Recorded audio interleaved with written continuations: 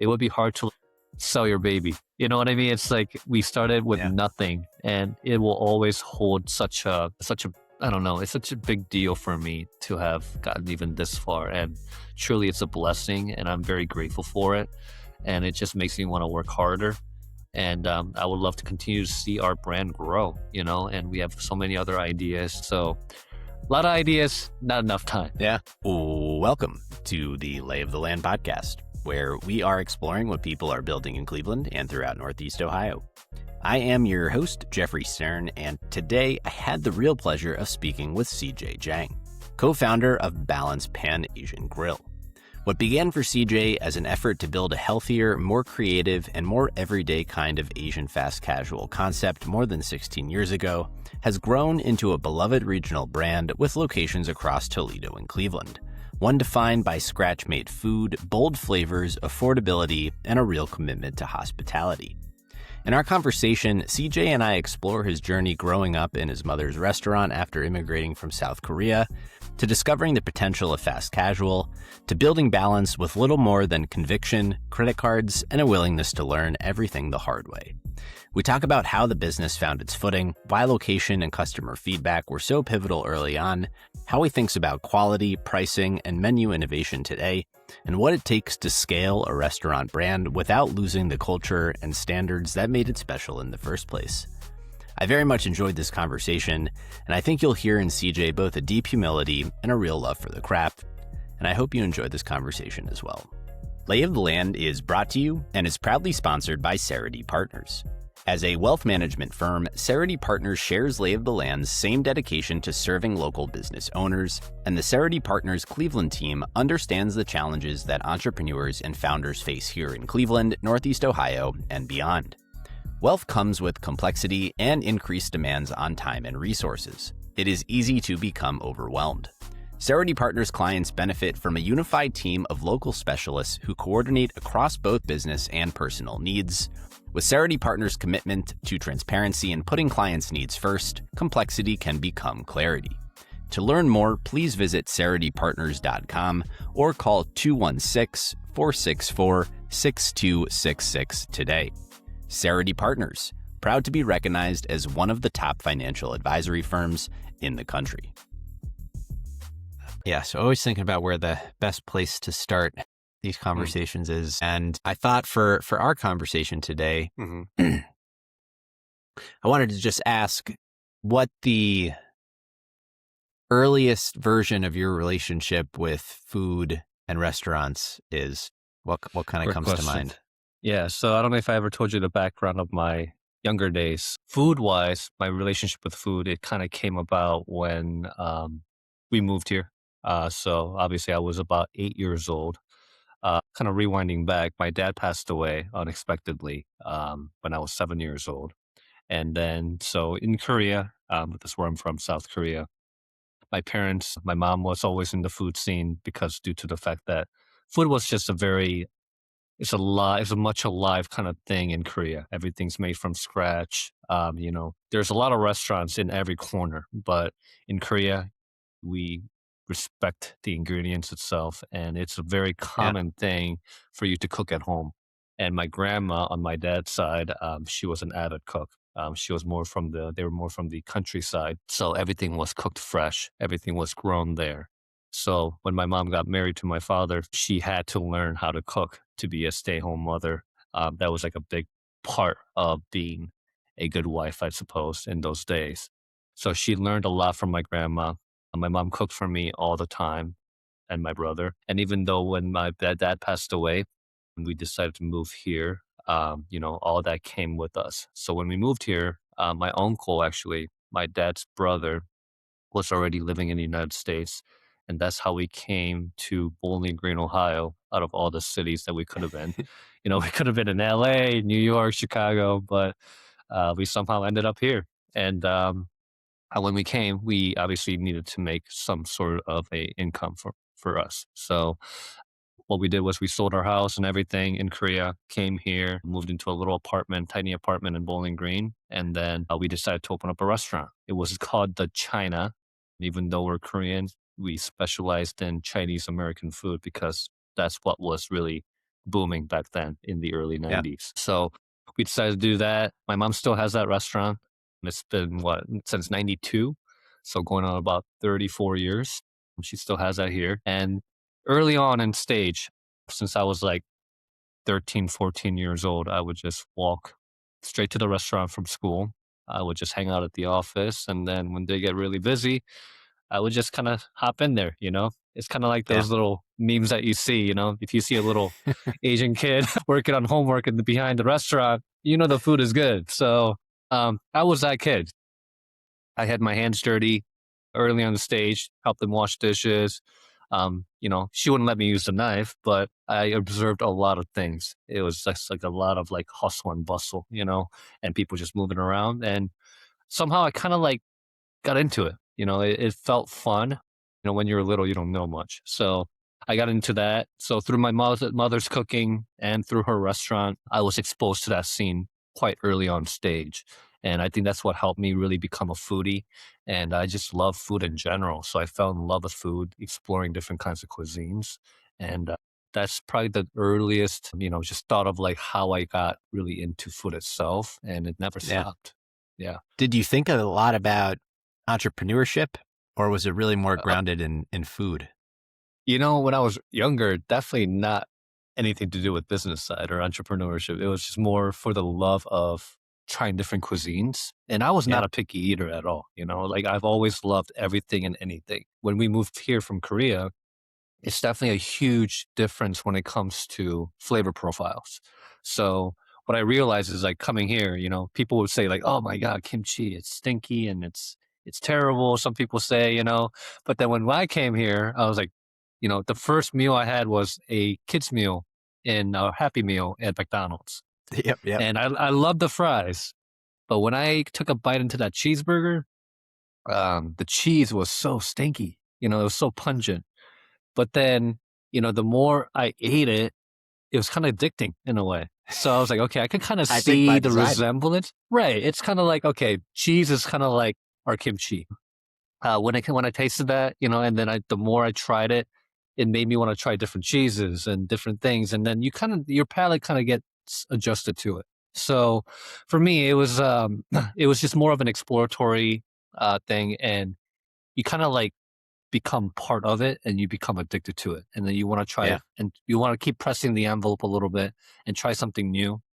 And I just never wanted to stop trying different ethnic foods or different types of foods and different preparations. And, you know, I never saw myself as like becoming a chef early on stage in my life.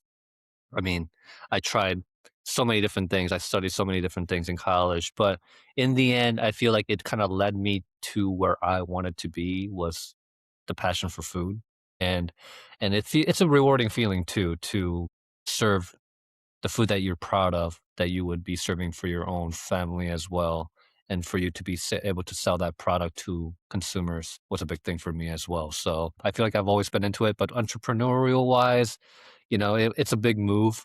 You know, restaurant business itself is a very tough gig. I know it's very hard to survive, even 3 year marks. So I don't know what I really thought about it, man. I think I just kind of like thought about like I want to serve food, and if I can make some money off of it, great.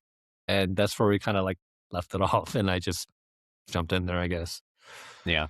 I Yeah. love the cheese kimchi parallel. I never really thought about that, but it Yeah, it's makes a true lot of though, sense man. You actually. know, yeah, it really is though. They're both kind of, you know, pungent in some ways, and you know, they're Yeah. like one's fermented, one's aged. You know, it's kind of very similar thing to do. So you mentioned you explored a variety of different paths. I'm just curious, what did Yeah. you study? What were you curious about? What did you think you might do when you grew up? Right. So, well, way in the beginning, you know, in Asian households, especially like the Korean, Japanese, even Chinese households, nobody really wants you to become a restaurateur because there's so many restaurants. When you say you own a restaurant, it's not as like prestigious in a way as it would be here because when Koreans think of restaurants, it's like a little mom and pop, little hole in the wall everywhere. I mean, there's restaurants in every block, you know, multiple. So when my grandmother found out that I wanted to do a restaurant business, she freaked out. And she was like, why would you put yourself through that struggle? You know? And all these Korean households, it's top three things. It's kind of like doctor, lawyer, or like an engineer, or Yeah. scientist, things like that. And they wanted me to become a lawyer, to be honest, because they thought that I would do well in that field, but I just couldn't really see myself enjoying it. And so I started with fashion studies and merchandising and textile industry. I was really into fashion and whatnot, and I still am. But I began to realize I didn't really like sewing, and I didn't want to just like, it was a very niche field where you have to know the right people, and Yep. I just didn't see myself like really succeeding in that field. So then I changed to kinesiology, exercise science, psychology, art history. I mean, I changed my major about 5 times, Jeffrey. So took me a long time to graduate. And in the end, I felt like business itself and entrepreneurship and marketing is a good field. So I just knew I had to graduate, show my mother the degree and make her proud. So I ended up with fine arts and business. And then that's towards the end of the year of my college. That's when I knew, that's when the recession hit as well. What was that, like 2008, 2009? Mhm. So it was really hard to get a job as well. And then that's when around that time, Chipotle was really booming. Yeah. My brother was going to Miami University in Oxford. This was probably like what, 2005, 2007, somewhere around there. And I got a chance to try Chipotle for the first time. And bam, and I was like, wow, this is a pretty good idea. And I know this place is going to do really well. And I wanted to try and create something that's fast casual segment, QSR, but that is healthier, that you can be proud of, and at the right price mark. And that's when I started thinking more and more about like, what if I can do something that's like in an Asian cuisine. And there's like a lot of stigma on Asian food, with like, it's either like a cheap Chinese buffet or like it's very expensive Japanese, like sushi cuisine. And why can't I create something in the middle that you can eat every day or even Yeah. like a few times a week? So that's when I started brainstorming about the idea of like a fast casual style farm to table Asian cuisine. One of the questions I wanted to ask you about was kind of Mhm. related to Chipotle, actually. Yeah. And I mean, obviously, they figured out a formula to do what they do pretty well. Yeah. And knowing all the progress that you've made, which we'll speak to in a moment, but why do you think there hasn't been more proliferation of the ethnic fast casual alternatives as you've seen in like a Chipotle? Like, why hasn't the You industry know, overall kind of gotten there? I feel like there has been a lot of attempts, in my opinion. Yeah. PK, my business partner, and I mean, we read articles all the time and we look for like all these different concepts that are popping up, emerging concepts and whatnot. And I feel like there's a lot throughout the country.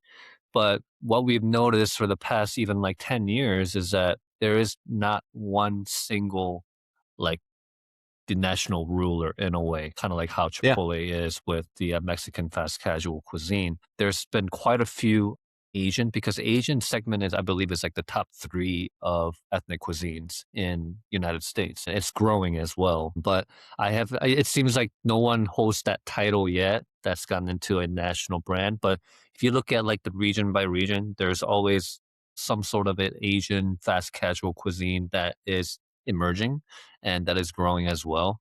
And we've always told ourselves like, I mean, we already opened up balance. We pretty much risked everything. And our goal is to get as many locations as possible and see where we end up. But then COVID hit, right?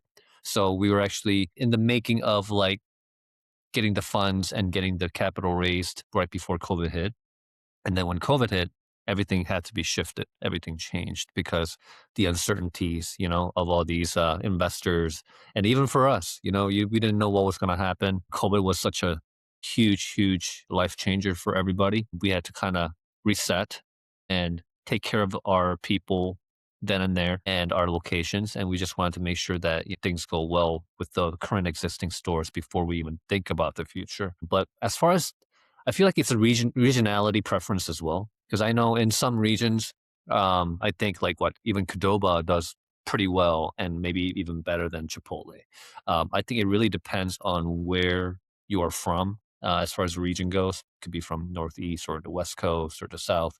I think everyone has a little bit of a preference when it comes to flavor. So I think that could be part of it.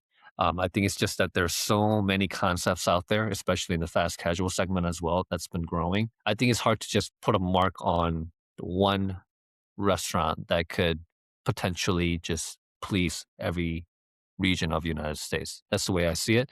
So when we do like try to grow, our goal is to always listen to the regional preferences. If we were to ever open one in West Coast versus Northeast of United States, I know there will be some things that I would have to introduce as far as like the dishes go and try to fit the needs of the palate of different regions. So I think that could be part of it, but I'm no genius, obviously, but that's the way that I've been kind of like studying the market a little bit as far as my chef side goes, and I better understand what people want. Is it more comfort food? Is it more clean eating?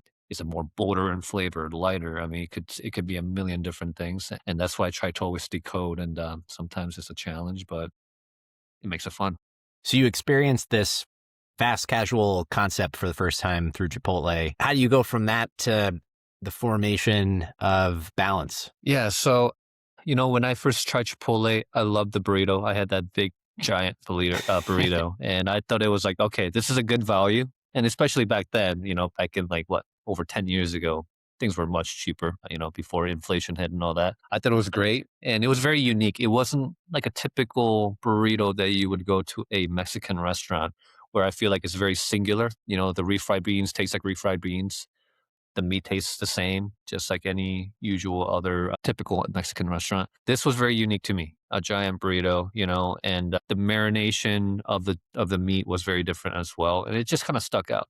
But one Yeah. thing that I did notice is that with Chipotle, I love Chipotle by the way, so I'm not trying to talk down at all, but I think their menu was too small.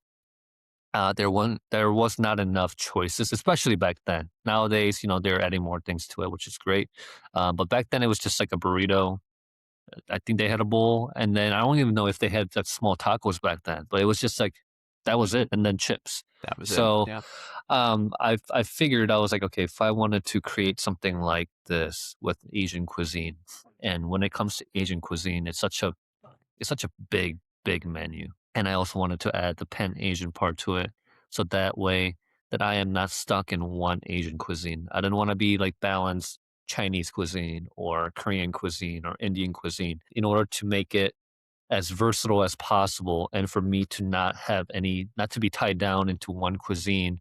I knew, and if I wanted to continue to create different dishes and make it exciting, I needed to do something about that, and that's where we added balanced Pan Asian grill to it. So that way I can kind of tap into all of these beautiful Asian cuisines and introduce it to the region and never be tied down to just one kind. So I thought that was one thing that I recognized like very early on stage is like, yes, it's a fast casual, but you can still make it a QSR but still be able to introduce something new and different, maybe by seasonalities. So that was one thing I recognized right from the beginning that I wanted to do for myself.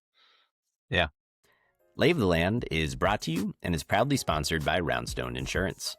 Headquartered in Rocky River, Ohio, Roundstone shares Lay of the Land's same passion for bold ideas and lasting impact from our community's entrepreneurs, innovators, and leaders. Since 2005, Roundstone has pioneered a self-funded captive health insurance model that delivers robust savings for small and medium-sized businesses. They are part of the solution to rising healthcare costs, helping employers offer affordable, high-quality care while driving job creation and economic growth throughout Northeast Ohio.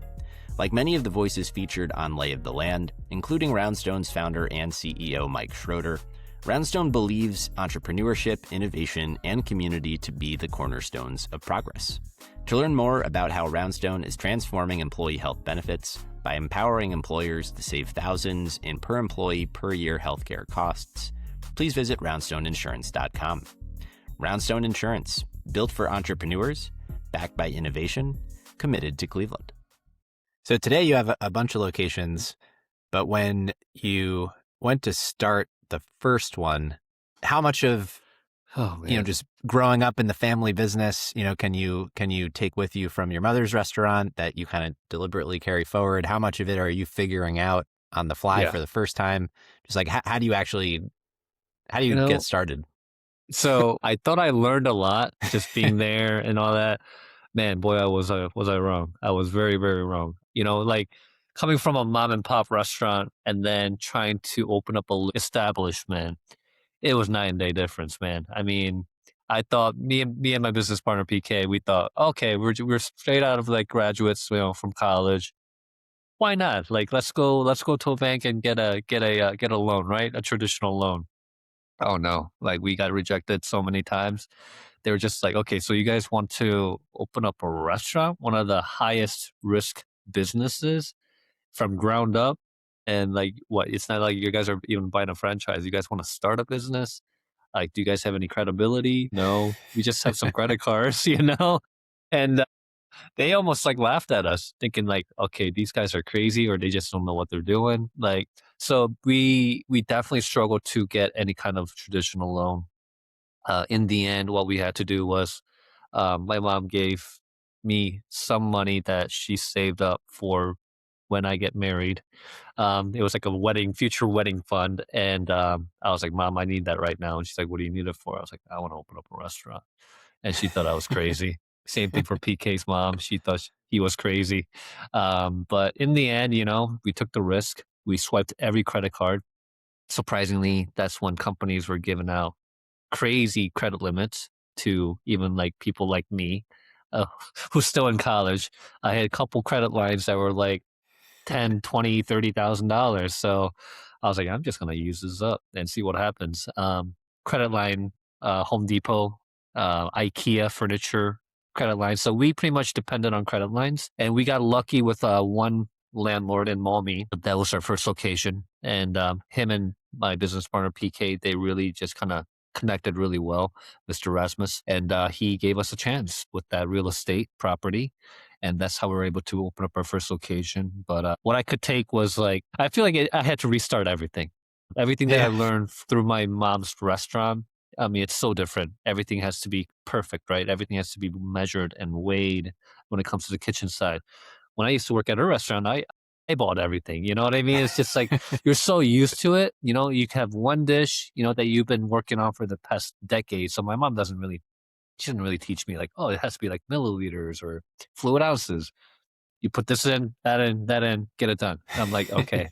So it's kind of like a restart for everything. But what has taught me was, just like working hard, just hustling and just like not giving up and just like did the work ethic itself.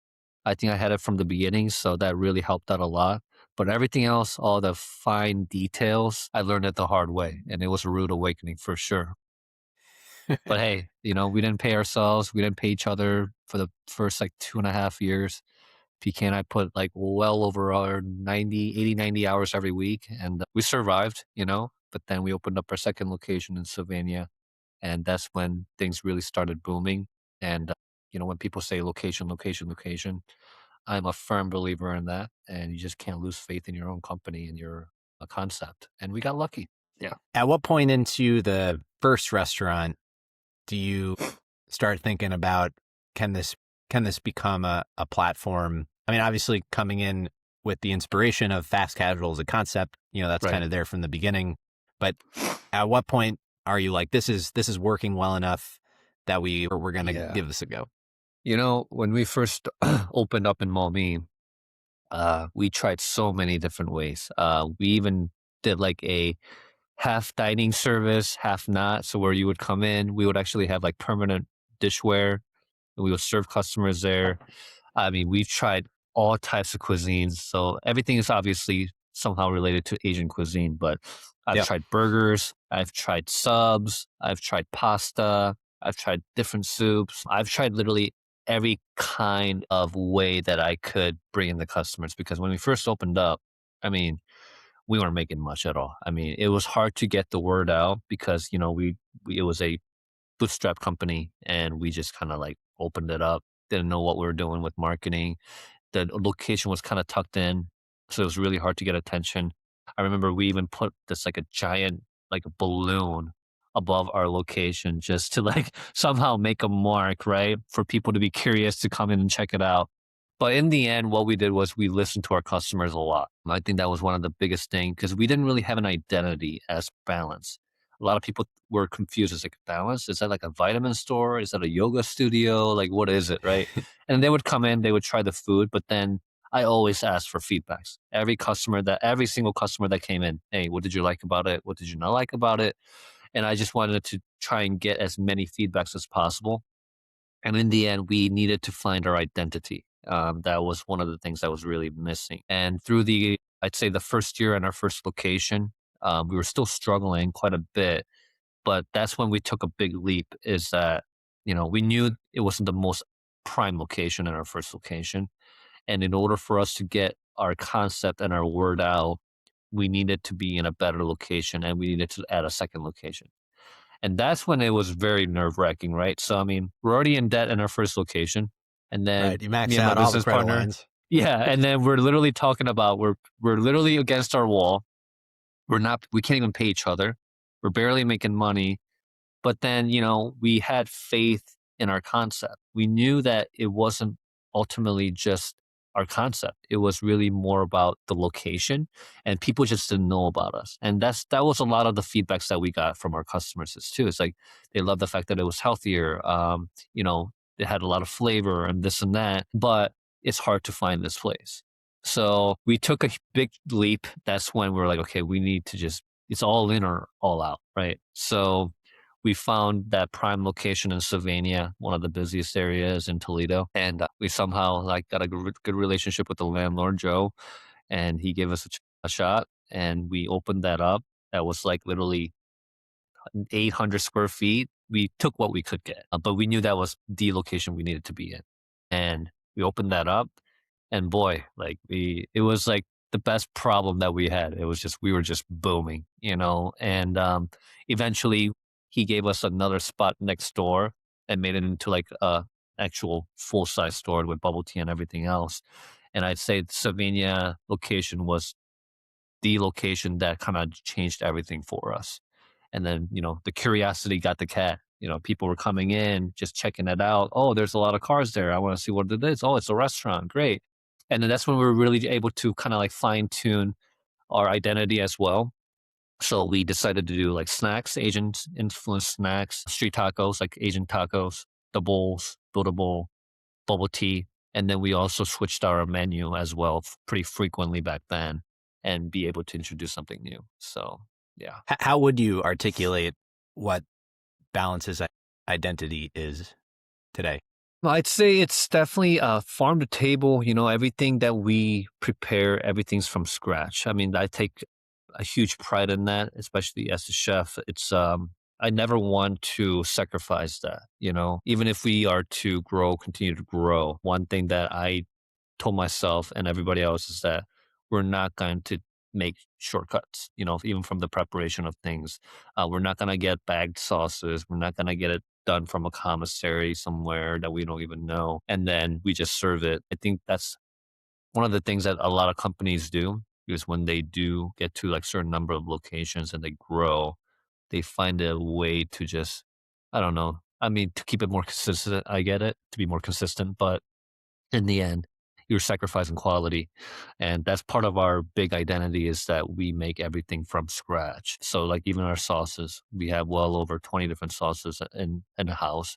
And we make that all from scratch every day but it makes a huge difference when you try it. Like even like our ranch sauce, for an example, if you were to try our ranch versus other places, you'll be able to tell the difference why it tastes so different and so much more fresh. So that's part of our identity. And for me to be able to have the freedom to introduce something new, we do seasonality menu. So we switch it twice a year. We obviously keep our staples, but in the end, we also offer like I say like in a way chef special or for like spring summer. I focus more on like the salads and something more like a lighter fare. And then for fall and winter, I save that to introduce a few new dishes that's more comfort food as well. So that way I can explore all the different flavors and keep the menu exciting. And I think customers really love that. And it gives them enough time. for us to run that menu 4 to 6 months before we switch it, that everyone can try it as well. And just listening to the customers, and the bubble tea is also a huge hit, obviously. So those are definitely our identity. I think it's it's more hip in a way. I like to use the word hip sometimes, and it's more unique in some ways, especially like the Midwest region. I want to introduce something that's kind of like, fun and something that you've never really tried. Having a Korean background that's lived there before and coming and bringing in that palette and combining that with the Western palette, I think has helped me out quite a bit as well. It all resonates. When I was Yeah. still working downtown in Tower City for a period of time, and balance was like a twice a week for me. The Thanks, Buddha man. Bowl carried me Oh through a yeah, the lot. Butterball. Yeah, yeah. But one of the things that, I'm also a big foodie, and so love trying new places. One thing that I think is interesting, and certainly would love to understand from the business standpoint, you mentioned at your first Chipotle experience, call that before inflation hit, and just, how expensive food seems to have gotten, particularly in Yeah. this category of fast casual and even fast food. I don't know the last time, if you still go to McDonald's to try and get a burger, but to get a Oh, meal, I it's like do. Yeah. $20. It's crazy. Yeah. And you've been able to maintain discipline on price. And I'm really curious, like how you've been able to keep it as affordable as you've been able to. Yeah, I mean, yeah, I agree with you. It's been crazy. Fast food is not fast food price anymore, No. and I'm not gonna lie to you. I enjoy fast food here and there for sure. I'm like a human garbage disposal. I eat anything and everything. Whatever I'm in the mood for, I will go for it. But I will tell you, yeah, if I were to go to McDonald's or Wendy's, I kid you not, Jeffrey, I spend about $25 by myself, like, easily Yeah. $25 to $30. Like, it's crazy, and it doesn't even fill you up that much. And then you just get lethargic and you just fall asleep. Like, it's a vicious cycle. But as far as pricing goes, I mean, what we told each other, me and my business partner, whenever we're talking about this, is that, like, everybody is trying to go value, value, value. And I get that, especially in the fast food market. And they're trying to retain their customers by, obviously selling something that's affordable, which I completely understand as a fast casual segment. For us, we thought about that, and we wanted to obviously not raise our prices for our customers. What we thought instead we should do is continue to work hard and work closely with our vendors and see what we can do. Just show a little bit more commitment into using their products, whatever we gotta do. And for us, we have a big inventory, but they're very consistent. There's very specific items that we use and we go through a lot of. What these vendors want is they just want to know about an average expenditure of like how much you use for different items. And we give them a number, and numbers are always workable. Raising up a price for our customers is not always the answer, in my opinion. That just makes our customers spend more money for what they're getting. And if we can change that, and if we can at least try and negotiate a better pricing with our vendors, that's a better win for me. We even actually went all halal on our proteins not that long ago. It's been about Hmm. maybe about a year or two. So all of our land animal proteins are all halal, even though they cost more. To me, it's worth the price. To me, I don't think putting something on price tag is the ultimate clear deciding factor for us. We look at more of a long-term investment. And if we can somehow still make a profit enough that we can still grow and pay our employees, the salary and all that, and pay ourselves, then we're making enough money, and as long as we continue to have a same sort of year to year sales growth, that's all we look for. We're not trying to make another 10%, 20% here and there just by charging more. I just don't think that's always the right solution. And if we can do without that, we'll continue to do so. So we have a really good relationship with our suppliers. I think that's the first step, and just having some level of belief and commitment into each other. That obviously I'm not gonna just like, hey, give it to me 10 cents less a pound, and then I'm gonna go somewhere else and get it. And, like, it's nothing like that. It's a very straightforward, honest, deals, and just having the guys that you enjoy working with close has been very helpful to us, and just being fair, I guess, in a way. And that's how we've been trying to keep afloat, man, with all this Yeah. recession and inflation and what have you. It's definitely been a challenge, but I feel like it made us sharper and it made us really learn a lot more. And we're going to continue to do so. In the evolution of balance so far, you Mhm. go from a period where in one, even two locations, you're in it most of the time, all the time. Obviously, you have to, at some point, with the scale you're at today, you can't be everywhere all at once. And so it's about, when you think of scale, franchising, operating systems, management, Yes. and all these kinds of new problems that you earned the right to explore as the business was successful. How how have you thought about all those, and just what is required to have locations where you're not running it yourself be as successful as you would like for them to be?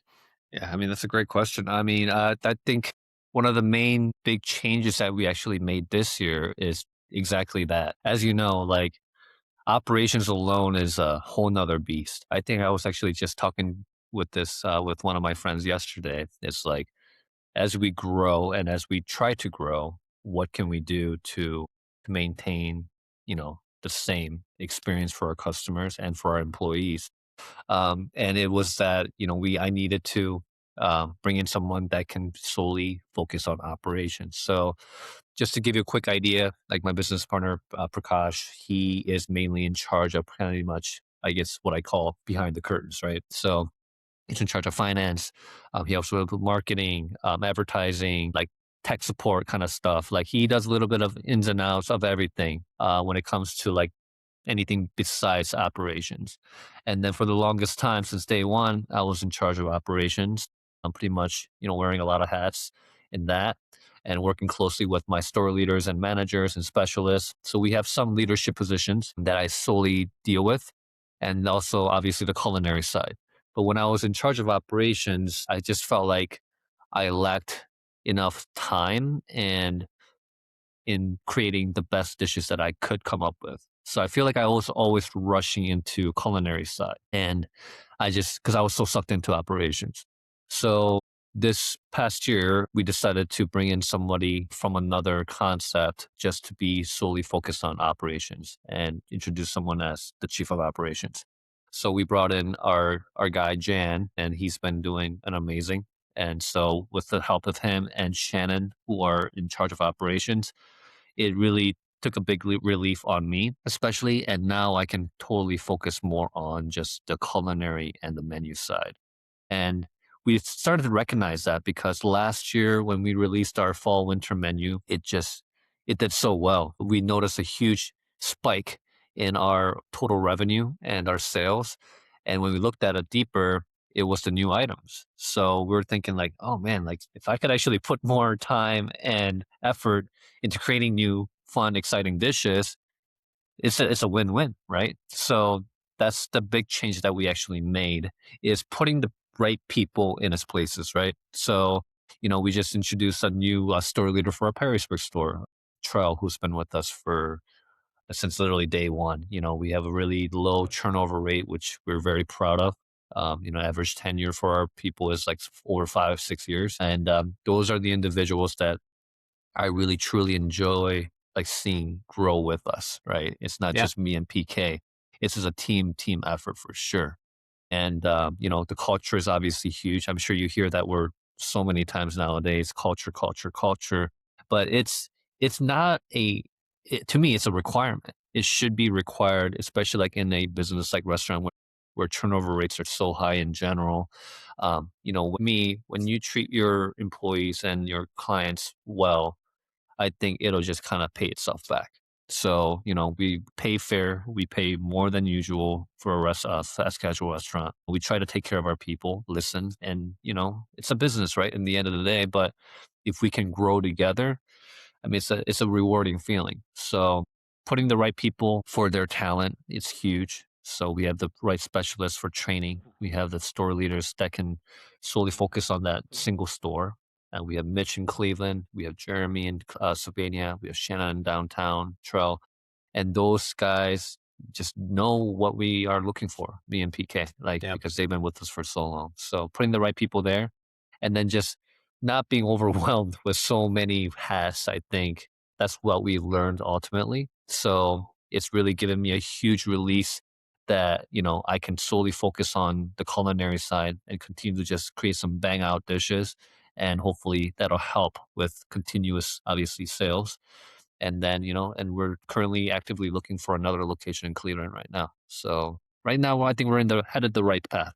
So I would Yeah. love to continue to grow the Cleveland market. I love Cleveland. I've lived there for a few years, and it's got a lot of potential, and it's only growing in all the suburbs, and that's our bread and butter. So if you know any good locations, Jeffrey, let me know. We could talk about that for sure. Yeah, for sure. If your vision for balance is ultimately realized, what does it look like? Like how do you think about what success for yourself in the business looks like in the context of it? And what do you find Um, yourself, most excited about looking forward? Yeah, I mean, for us, I mean, we would love to continue to share what we have created with as many people as possible. I'm not that, I wouldn't say I'm cocky enough to say like, oh, I want to go national. Like it takes a lot. I've learned throughout the years. I mean, we're going on 17th year, right? So we started this back in 2010. Took about a year and a half before then to come up with the concept and all these ideas. But, we're going on 17 years. It will be 17 years next February. We just celebrated 16 years and learned a lot, man. Time is of the essence for sure. And as time goes by, there will be more and more concepts popping up.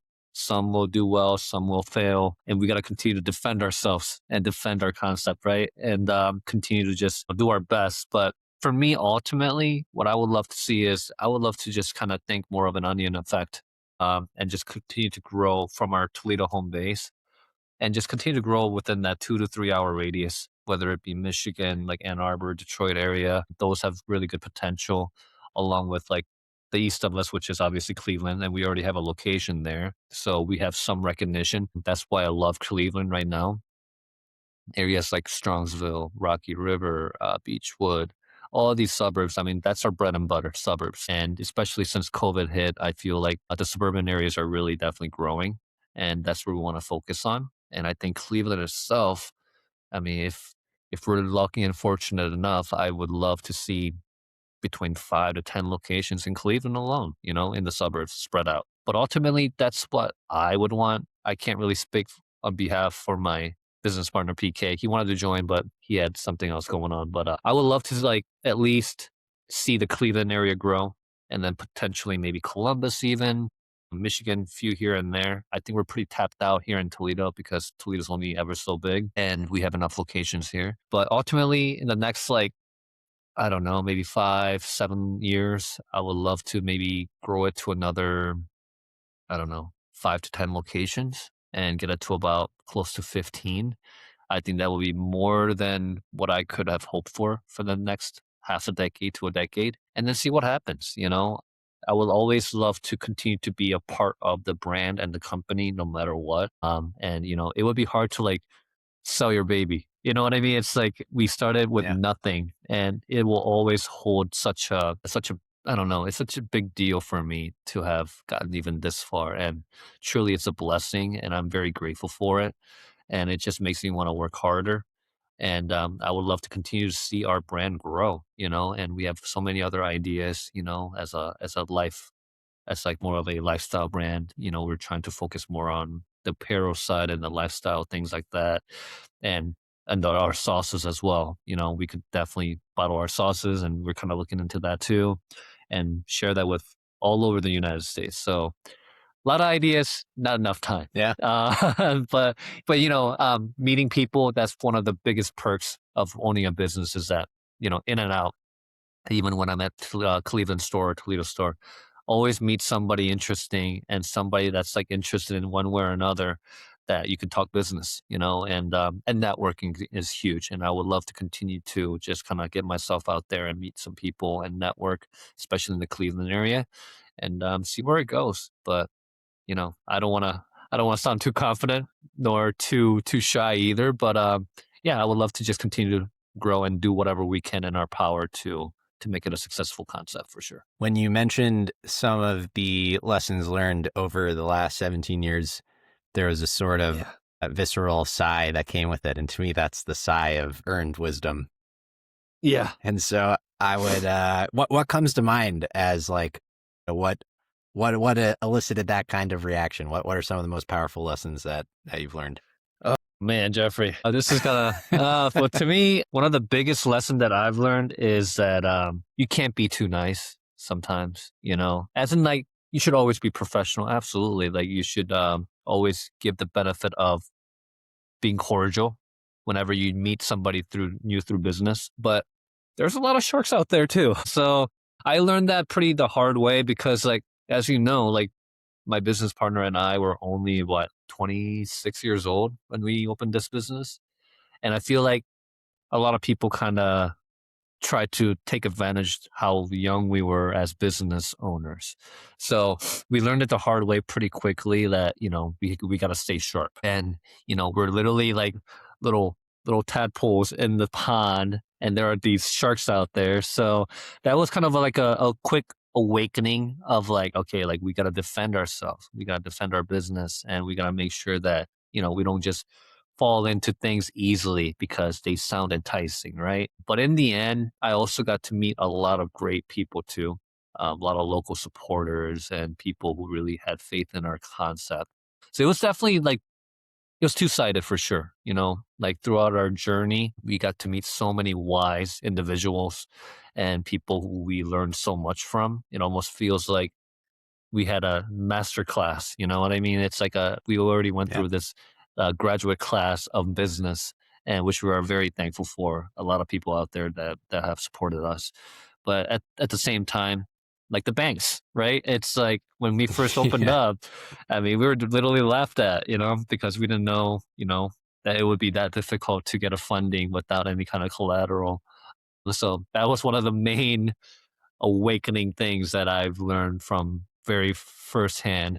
I will never forget, but I think that's what made us wiser and better through some rejection. So rejection sucks, but it's part of life, and that's what got us much more, smarter ultimately. And just like, you can't always have it your way. It's business.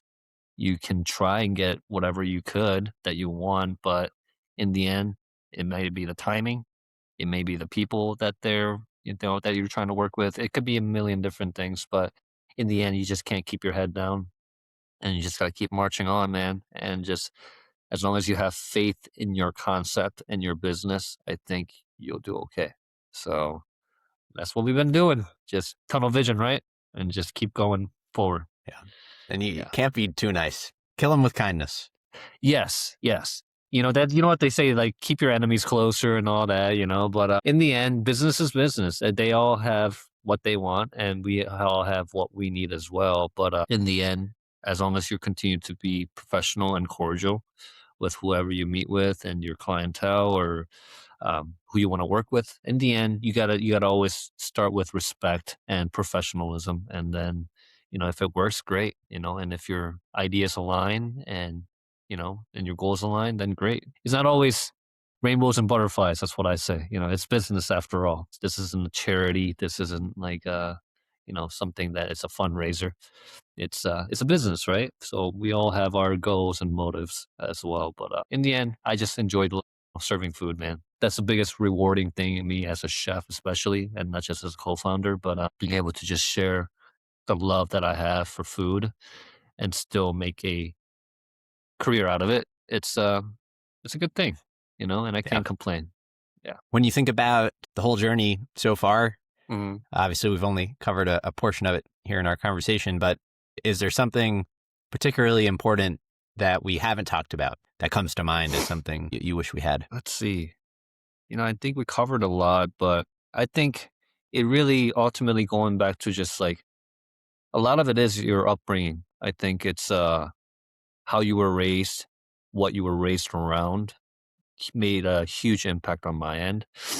Because like, I come from a family of like restaurateurs and who really believed in what you eat is what you are kind of thing in Korea, right? So I really am thankful that my mom never like made shortcuts and just like bought processed food for me to feed me even since I was little. She cared a lot about just organic veggies and everything from scratch and all that. So like that always being part of my DNA, it's like I think that's what I'm showcasing to my customers as well. And just like fate, man, it's like who would have thought that I would lose my father, at an early age and then come here to the United States and go through all these major changes. But then I get to meet all these wonderful people that I call myself, their friend, and they're my friends and colleagues, and all these people that I've run into through my business, all this Yeah. networking and just like everybody. It's pretty wild, like from Korea to here at an early age and making all these connections. And now, you know, I own a restaurant concept. It's nothing that I even thought about when I was younger. So it's pretty mind boggling, but I count my blessings every day. And for me to be able to even be at this stage in my life, and have the opportunity to continue to show, you know, the people of Ohio and maybe more, of or what we can do as a restaurant, and just make a promise that we'll always serve something that we are proud of, and hopefully I can make the state of Ohio proud. So it's pretty cool, man. It's been a journey for sure, and I don't intend on slowing down anytime soon. And I want to continue to share the love of food with everybody else. Well, I'm certainly grateful that you're here and building it. Thanks, I'm a man. fan. Appreciate it. I appreciate that. Well, if you ever want free food, let me know. You still got to try the new menu. Yes. Yeah. So I'll be in Cleveland this weekend too. So let me know. We'll make it happen. Yeah, for sure, man. Cool. Well, we'll close it out then with our traditional closing question, which is for hidden gem in Cleveland. Hidden gem. Oh man, I've lived there for a minute, but okay, I will say there's one place. Maybe it's a hidden gem. Han Kebab. Love Han Kebab. Have you been there? Yeah. Is that supposed to be a hidden gem? I don't know, because it is pretty small. So I guess that's kind of a hidden gem. It's phenomenal, though. Yeah, but I get there. I like them because there's this one thing called Korean style hot noodles, and it's called jampong, which is traditionally it's a Korean Chinese dish, but it's a big bowl of noodles, spicy broth, seafood broth with like shrimp, clam, squid. I mean, it's a whole meal in itself. But that and the lamb kebab skewers for the win. For the win. Perfect. Yeah, that's my favorite. Yeah. Well, CJ, I just want to thank you for taking the time and sharing a bit of your story. Thank you for having me. Appreciate it. If folks had anything they wanted to follow up with you about, if they wanted to go to Balance, where would you direct them? Yeah, so right now we have obviously one in Cleveland. We have 3 in Toledo area, but in Cleveland it's 215 Euclid Avenue, or I'm sorry, 515 Euclid Avenue, which is right across from like the West Street, 6th Street, right in the heart of downtown, next to Potbelly's. We're open Monday through Friday right now, 11 to 8 o'clock. And please check us out, balancedgrow.com. And if you guys are in the Toledo area, we have 3 there as well. Awesome. Thank you again. Thank you, Jeffrey. That's all for this week. Thank you for listening. We'd love to hear your thoughts on today's show. So if you have any feedback, please send over an email to jeffrey@layoftheland.fm or find us on Twitter @podlayoftheland or @sternhefe, JEFE. If you or someone you know would make a good guest for our show, please reach out as well and let us know. And if you enjoy the podcast, please subscribe and leave a review on iTunes or on your preferred podcast player. Your support goes a long way to help us spread the word and continue to bring the Cleveland founders and builders we love having on the show. We'll be back here next week at the same time to map more of the land. The Lay of the Land podcast was developed in collaboration with the Up Company, LLC. At the time of this recording, unless otherwise indicated, we do not own equity or other financial interests in the company which appear on this show. All opinions expressed by podcast participants are solely their own and do not reflect the opinions of any entity which employs us. This podcast is for informational purposes only and should not be relied upon as a basis for investment decisions. Thank you for listening, and we'll talk to you next week.